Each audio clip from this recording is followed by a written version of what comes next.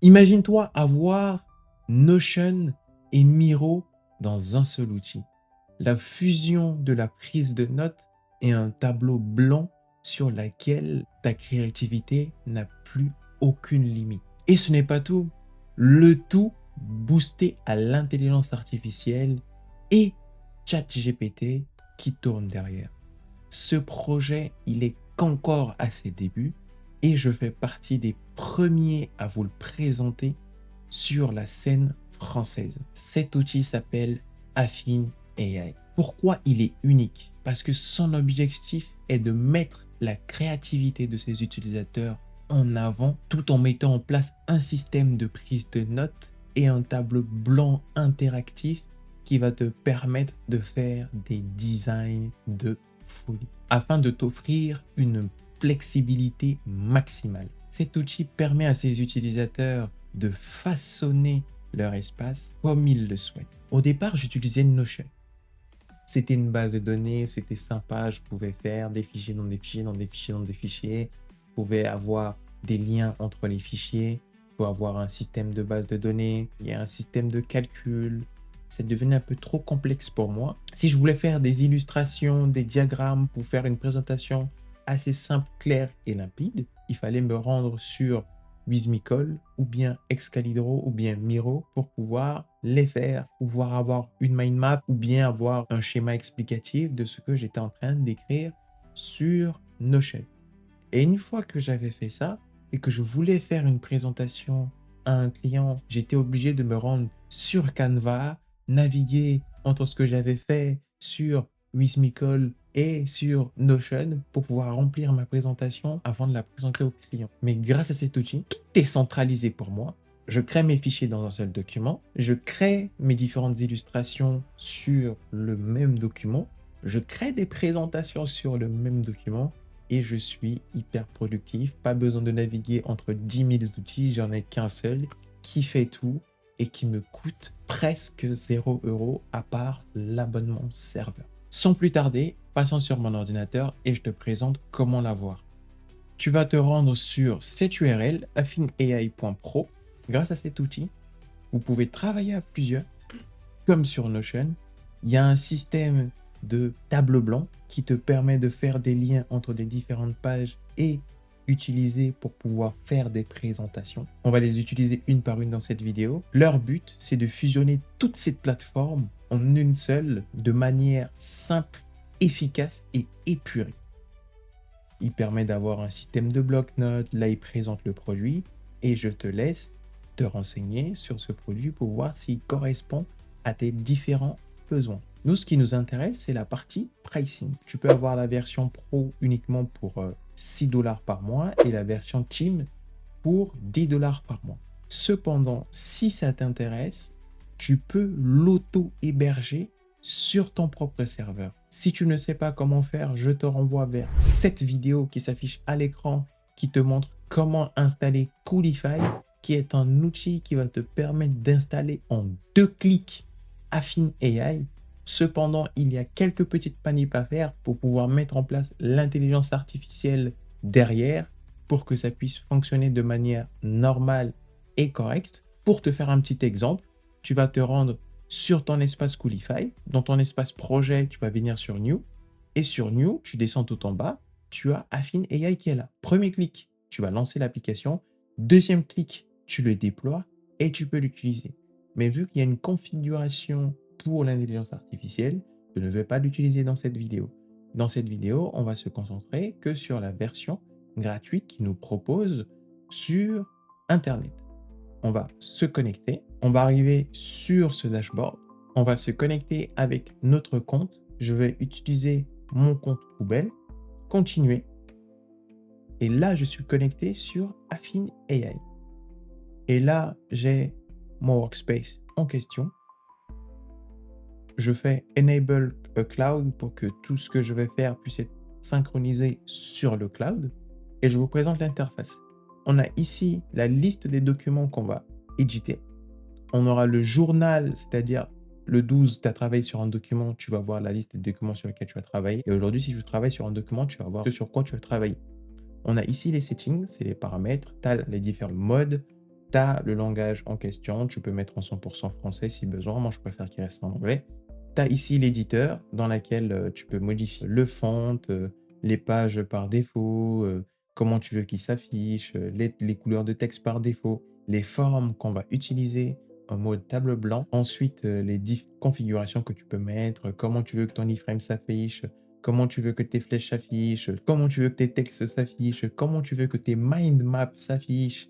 C'est incroyable. Là, tu as différents raccourcis clavier que tu peux utiliser. Là, tu as ton service de pricing. Là, tu as le plan en question pour 9 euros. Tu as tout ça.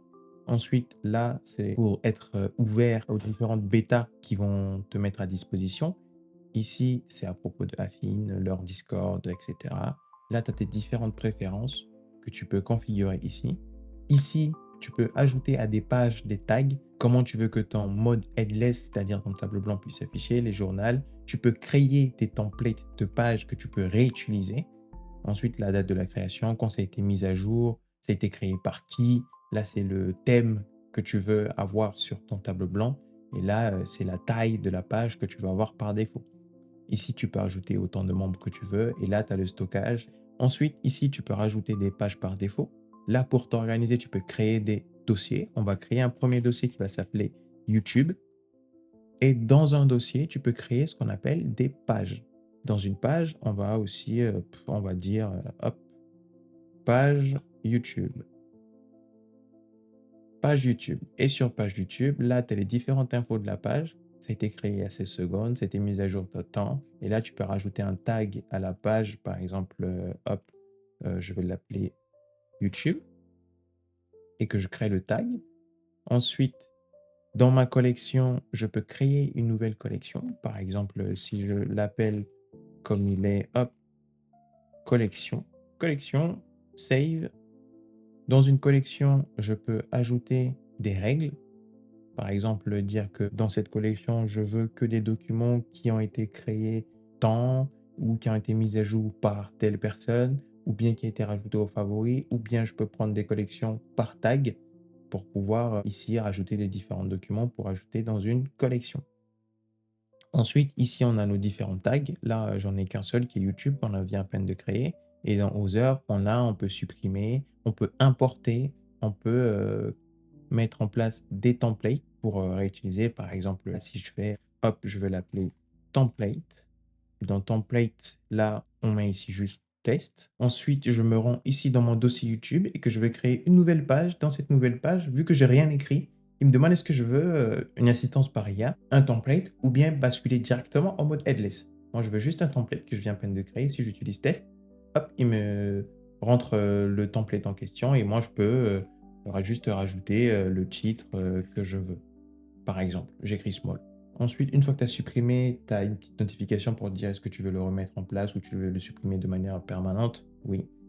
Ensuite, on va se rendre sur notre page. Quand tu es sur une page, ici, tu peux partager cette page, mettre en place le lien, qui peut voir, qui peut y avoir accès.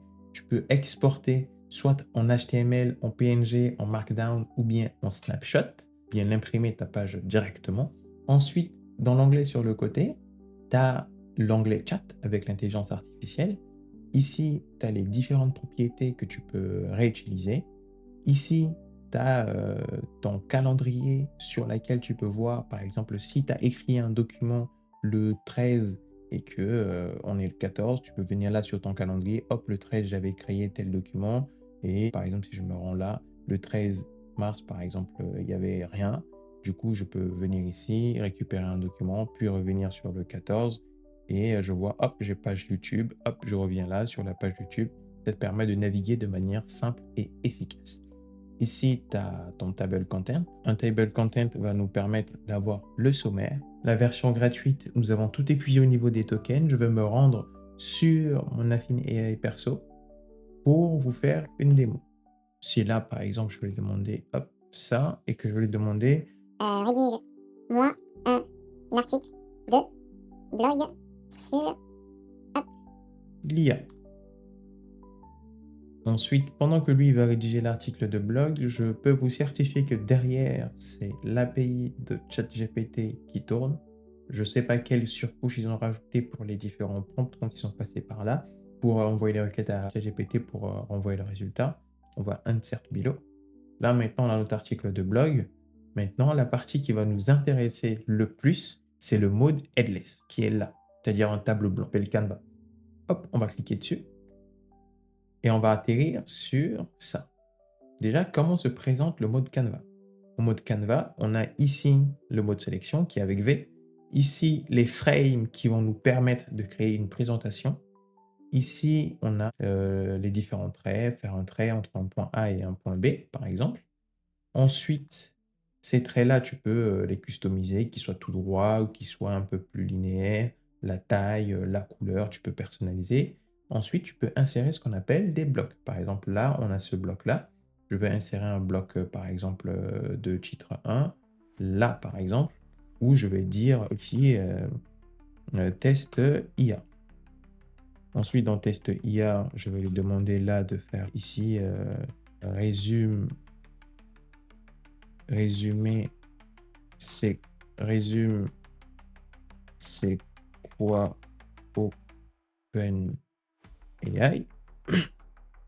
OpenAI plutôt. Là, il m'a donné le résumé, insert below. Hop, là, j'ai un autre bloc de texte. Ensuite, dans ce bloc-là, on peut rajouter d'autres blocs de code. Les blocs en question qui sont là, si je dis pas de bêtises, tu peux rajouter autant de blocs sur cette page. Ensuite, tu as le crayon, par exemple, ici, hop, tu peux écrire hop, Ivan. Ensuite, tu as la gomme. Hop, j'enlève tout ça. Ici, tu as les différentes formes. Tu as cette forme, tu as le triangle, tu as le diamond, tu as le ellipse et tu as ça. Et tu peux, grâce à ça, hop, en créer d'autres. Une fois que tu te trouves sur un ellipse, par exemple, tu peux hop, changer sa forme depuis là. Tu peux demander à l'IA de le remplir. Ensuite, tu peux ajouter un texte. Tu peux changer la flèche. Ensuite, tu peux faire encore plein d'autres choses. Tu peux modifier la couleur. Ensuite, on a là, tu peux rajouter ça. Comme tu peux rajouter hop, un bloc comme ça. Comme tu peux rajouter un bloc comme ça ou comme ça. Il y en a plein. Tu as lui. Tu peux importer un support depuis FreeMind ou OPML. Tu peux importer des mind maps et là, tu peux mettre du texte que tu peux taper ce que tu veux dedans. Et ici, tu peux ajouter un média, par exemple. Ça, c'est aussi cool. Ensuite, là, si je retire tout ça, tac, là, on va avoir les différents icônes de flèches pour pouvoir rendre ta présentation la plus dynamique possible. Ensuite, ici, on va avoir les différentes icônes. Par exemple, je veux dire ici sur mon headless que les défis que présente l'IA, c'est tellement cool. Tac, je rajoute cette icône-là. Ensuite, on peut dire là, les différentes... l'avenir de IA. Hop, nous, on a les yeux portés sur l'avenir de l'IA, par exemple. Tac. Hop. La seule limite d'Affine AI, c'est ta créativité. Tu peux rajouter ces icônes-là, par exemple les icônes de t'as un boss ou des dinosaures. Ensuite, tu as le brainstorming, tu peux faire du SWOT, des maps, flowcard, du SWOT. Ensuite, tu peux avoir des onglets marketing où on va par exemple tester lui. Tu as hop, les étapes 1, les étapes 2, les différentes boards avec les titles où tu peux customiser comme tu veux, par exemple avec les summarize, tes différentes étapes marketing de manière visuelle et graphique, tu les as par exemple. Ensuite, on va se rendre sur là. On a testé, tac, marketing. On a les différentes présentations. Par exemple, là, on a les présentations business, présentation data analytics, une présentation simple. Je prends cette présentation simple que je mets là. Là, on a par exemple un titre, les agendas, etc. qui seront ajoutés ici. Ensuite, après présentation, est-ce qu'il y a quelque chose? Il y a les project management, par exemple. Si on veut hop, avoir un Kanban, hop, je reste appuyé sur la molette de la souris et je place mon Kanban ici. Du coup, mon Kanban, il va se mettre là. Grâce à l'intelligence artificielle qui se trouve sur Affine AI, on peut générer du code. Si tu fais clic droit et que tu sélectionnes cette partie-là, par exemple, je vais lui demander, grâce à Make It Real, qui est en bêta pour le moment, si tu cliques dessus, je vais dire, j'ai génère-moi un chronomètre, par exemple, pour ma présentation et que je fais entrer. Il va s'occuper de créer une page HTML qui va me créer un chronomètre en HTML. Je ne sais pas comment ils ont fait, mais c'est incroyable. Là, j'ai un chronomètre, insert below. Là, j'ai mon chronomètre. Et par exemple, tac, tac, tac, hop, si je me rends là et que je démarre mon chronomètre, il commence. Et maintenant, je peux naviguer sur ma page. Maintenant, une fois on sait que grâce à l'intelligence artificielle, on peut créer du HTML, il faut savoir que à partir, par exemple, de là, les différents types qui sont là, je veux qu'à partir de ça, tac, il me génère, tac, tac, tac, ici, je veux qu'il me génère un brainstorming map, un mind map de cette partie. J'ai cette mind map. Ensuite, je vais faire ça, j'aime bien. Lequel j'aime bien, moi? Je pense que celui-là, j'aime bien. Insert below. Là, à partir du texte qu'on avait ici, il m'a généré cet iframe-là, que je vais sélectionner tout, puis déplacer là, comme ça on le voit bien. On a cet iframe-là qui vient de cette partie de texte. Ensuite, tu sais que maintenant, on peut générer, hop, ici, un header dans lequel on peut mettre du texte. Puis, une fois qu'on a testé ça, on a l'intelligence artificielle. Maintenant, on peut faire une présentation de nos parties. Et pour faire des présentations de nos parties, par exemple l'iframe, il faut mettre ce qu'on veut présenter dans ce qu'on appelle une frame. Et une frame, c'est ça, c'est la touche F de ton clavier. Une fois que tu cliques dessus, tu peux choisir par exemple que ça, je puisse l'afficher durant ma présentation. Ensuite, durant ma présentation, il y aura ces différents points-là, ça, puis mon IA en question. Et je veux que, par exemple, les défis d'IA, hop, qui est là, je puisse le mettre dans ma présentation. Je vais sélectionner ça, tac. Puis, hop, il se rajoute ici. Ensuite, je veux aussi que, hop, l'avenir de l'IA, je mets aussi ça dans une présentation. Hop, il va venir ici. Et ensuite, maintenant, si, une fois qu'on a sélectionné tout ce qu'on veut, je me rends sur présentation, j'ai en anglais présentation, je peux présenter par exemple l'application de l'IA dans le domaine de la santé, la finance, le transport, puis je passe au suivant, puis au suivant, puis au suivant, puis au suivant, puis au suivant, puis au suivant, puis au suivant, puis au suivant. Puis on arrive sur le test IA que nous avons fait, puis on arrive ici sur les défis avec notre petit cochon avec sa petite lunette noire. On arrive ici sur l'avenir de l'IA, puis enfin on a terminé notre présentation. On peut faire baisser la présentation. On peut ici aller sur une présentation particulière. Par exemple, si je me rends sur... je peux changer l'ordre. La 10, hop, passe après la 9. Du coup, mon petit cochon, il est passé après. Ensuite, tu peux changer l'ordre ici. Là, tu peux appliquer un background. Ensuite, là, tu peux arrêter ta présentation et revenir en mode headless. On peut se rendre sur notre page, mais on veut, par exemple, rajouter le timer, par exemple, ou bien le mind map, par exemple, ou bien un élément en particulier. Ensuite, avant d'insérer dans notre page, il va s'insérer tout en bas. Et pour qu'il puisse l'insérer tout en bas, il faut mettre ce qu'on veut insérer dans une frame. Une fois qu'il est dans une frame, on va cliquer sur la frame et là, on va dire Insert into page. Une fois qu'on a cliqué dessus, c'est fait. Si je me rends en mode page, il a été rajouté en bas. Vu que j'ai cliqué dessus 2 fois, il a fait 2 fois. Hop, ça, j'en veux pas. Si je me rends, hop, ici, et que par exemple, je veux que cette mind map puisse être rajoutée à mon document, je viens sur l'iframe, je clique dessus, Insert in page. Et quand je me rends sur la page, en dessous de ça, j'ai ma mind map. Et quand je clique dessus, hop, il est ouvert en grand, que je peux voir, lire, rajouter des documents, faire ce que j'ai à faire. Et par exemple, si je rajoute une modification ici, et que je ferme, elle a été rajoutée sur le vrai document en question. La limite de cet outil, c'est ta création. Pour les bases de données sur affine.ai, il n'est pas assez poussé comme sur Notion. Car sur Notion, il est tellement poussé qu'il permet de faire plusieurs choses à la fois que moi-même, je m'y perdais. Parce que tu pouvais tellement faire de choses qu'au final, tu savais plus rien faire. Je ne sais pas comment expliquer, car tout ce dont on a besoin, les essentiels, ils sont là. On a besoin d'un checkbox, une date, un multiselect, un number, une progress bar, un select, un lien et un texte. Pour le moment, ils n'ont pas encore ajouté de calcul entre les tables. Peut-être ça viendra plus tard. Comment faire, comment tu vas t'organiser au niveau de tes collections, de tes tags, tes différents dossiers dans lesquels tu vas trouver tes différentes pages. Tu auras un journal qui va te lister tout. Tu auras l'intelligence artificielle qui sera là pour te soutenir. Tu peux faire tes présentations. Tu peux générer des images. Tu peux générer du code pour pouvoir timer ta présentation. Tu peux venir là pour voir quel document que tu as généré quand, pour pouvoir dire, ah ben tiens, sur ce document que j'ai généré tant, je veux que tu récupères telle partie pour l'ajouter ici à ce document. La seule limite, c'est ton imagination. La comparaison avec Affine AI et les autres outils.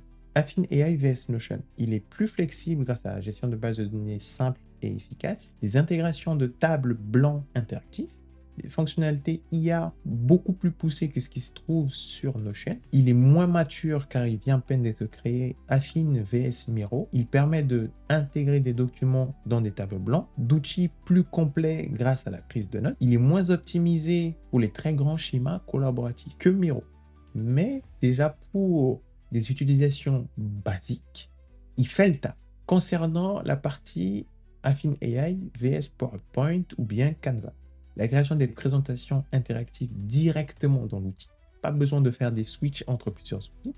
Pas besoin d'exporter tout ce qu'on fait d'un environnement à un autre. Et il y a moins de templates pour le moment et les designs avancent. Comme sur PowerPoint, ils ne les possèdent pas encore parce que Affine AI est encore tout jeune. Affine AI n'est qu'à ses débuts. Mais grâce à la présentation de l'outil que je t'ai fait de A à Z, les seules limites pour le moment me concernant, c'est juste mon imagination.